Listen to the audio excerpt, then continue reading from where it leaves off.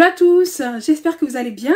Alors je suis contente de vous retrouver dans cette nouvelle vidéo où je vais parler plutôt d'organisation. Je vais vous montrer en gros comment est-ce que je gère mon stock, comment est-ce que je gère mon inventaire, parce que tout cela me permet en fait de rester organisée, mais surtout de gagner du temps lorsque l'on cherche un article ou quoi que ce soit, ou même une référence, et on sait exactement où les choses sont rangées. Et franchement, depuis que j'entreprends, j'ai vite compris qu'il fallait être organisé pour retrouver très rapidement les choses, parce que sinon on a vite la tête sous l'eau. Alors si vous voulez voir comment je m'organise au quotidien, alors je vous invite à voir la suite de la vidéo. Mais avant cela, si ce n'est pas déjà fait, je vous invite à vous abonner et à activer la cloche de notification pour ne rien rater. Donc c'est parti, je vous montre tout ça.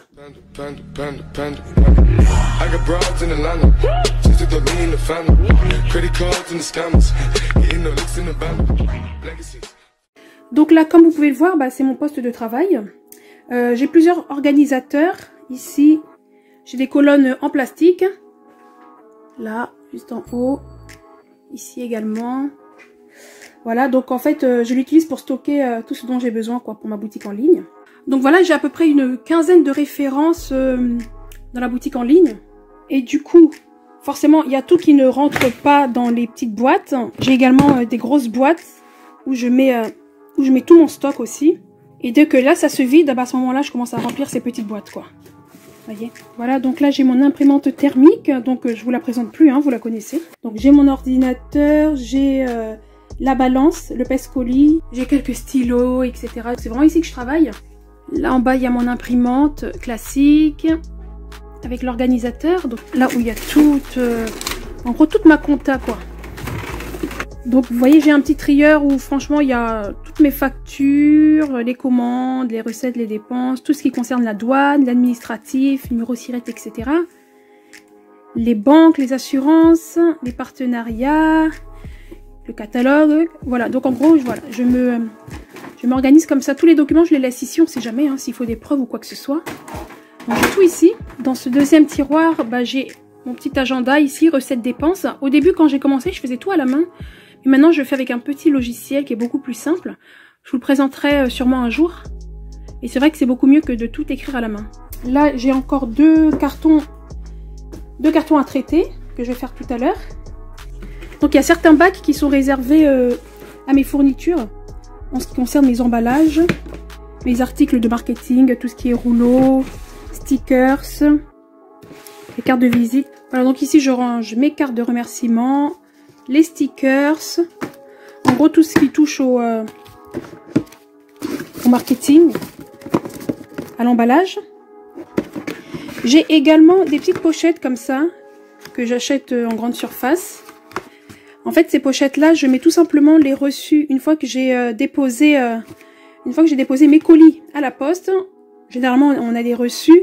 En fait, je garde ça pendant un mois. Donc en gros, c'est pour m'assurer que la cliente elle a vraiment reçu son colis et une fois qu'elle a bien reçu, je pourrais jeter quoi. Un mois après. C'est une sorte de protection. Voilà, donc tout ce qui est stickers, c'est ici. C'est dans cette boîte-là. Dans la boîte d'au-dessus, en fait, j'ai tous mes livres. J'essaie d'en lire quelques-uns. J'ai quelques livres, j'ai aussi beaucoup de livres audio, quoi. Bon, à vrai dire, j'ai rarement le temps, mais je me trouve quand même un petit moment dans la journée pour essayer de lire. Parce que franchement, c'est très important pour le développement personnel. Ici, j'ai collé des post-it avec les tailles françaises et les tailles colombiennes. Parce que du coup, quand je reçois ma lingerie gainante, je reçois avec les tailles colombiennes, quoi. Donc 30, 32, 34. Et pour pas me tromper, je sais que le 30, c'est du XS, que le 32, c'est du S, vous voyez. Donc je colle ça là, au moins, je sais directement quelle taille je dois sortir pour la cliente sans que je me trompe. Bon, comme si c'était pas assez compliqué, je dois encore réfléchir au niveau des tailles. Ensuite, dans cette boîte ici, j'ai tout ce qui est papier de soie. Et j'ai aussi les pochettes. Là, il me reste plus que deux tailles. J'ai les grandes pochettes.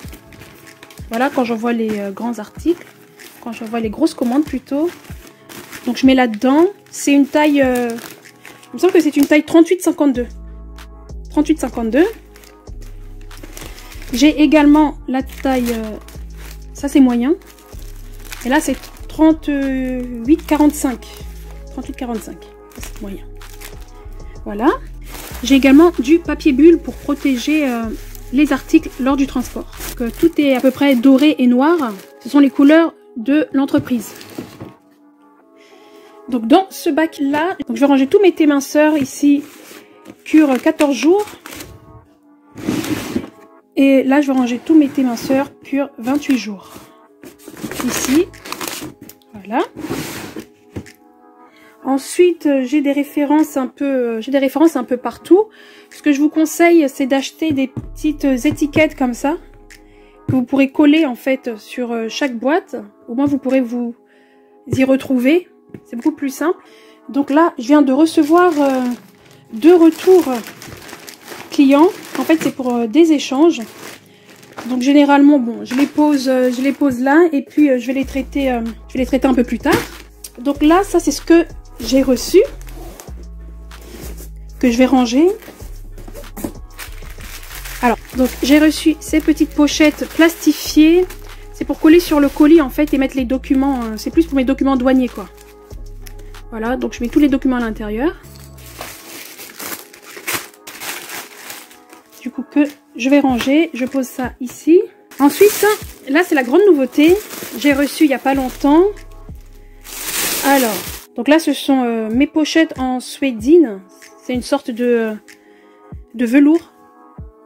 Velours un peu plus fin. En gros c'est des petites pochettes où je peux mettre le produit de la cliente à l'intérieur quoi. Voilà, donc je peux mettre le petit corset à l'intérieur. Et du coup c'est beaucoup mieux que la cliente reçoit son colis, son petit corset, sa petite lingerie à l'intérieur de ces jolies petites pochettes. Donc là j'en ai à peu près 200. J'en ai 200 et puis du coup je vais les ranger ici.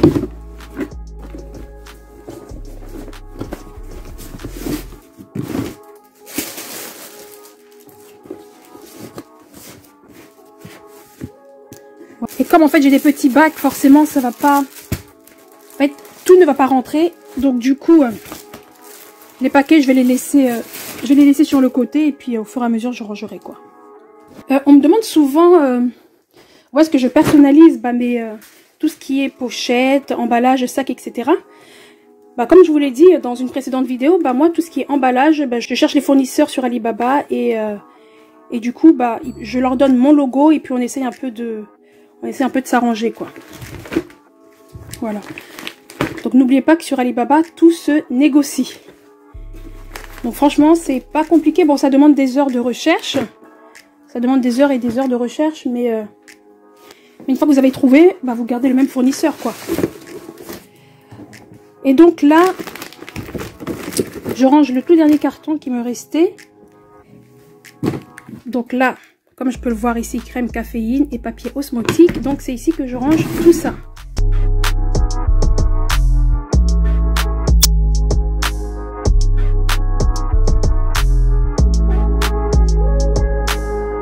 En ce qui concerne mes articles, je les range vraiment par référence. Que je regarde ici, par référence. Et par taille. Comme ça au moins je m'y retrouve.